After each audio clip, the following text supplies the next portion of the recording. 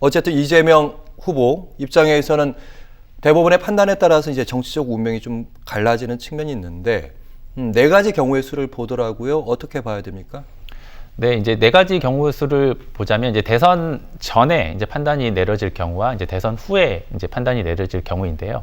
이제 대선 후에 이제 판단이 내려지는 경우라고 한다면 그게 이제 무죄 취지의 이제 기각 판결이든 그리고 유죄 취지의 파기환송 판결이든 결과에는 영향을 미치지 못하고 다만 만약에 이재명 후보가 당선될 경우에는 이재명 대표에 대한 재판이 중단될지 계속될지에 대한 헌법 84조에 대한 해석 이슈만 남게 됩니다.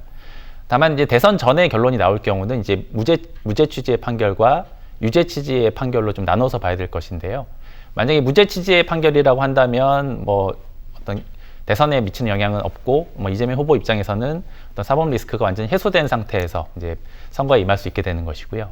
이제 유죄로 판단되는 경우가 문제인데 만약에 이제 고등법원으로 환송하는 통상적인 이제 유죄 취지의 판결이라면 선거 출마나 어떤 선거 결과가 나온 데까지는 영향이 미치지 않을 것으로 보입니다. 왜냐하면 이제 고등법원에서 다시 그것을 심리를 해서 판단을 해야 되는 것이기 때문에 그 시간이 꽤 소요될 수밖에 없습니다. 따라서 대선 결과에는 영향을 미치지 않을 것이고요.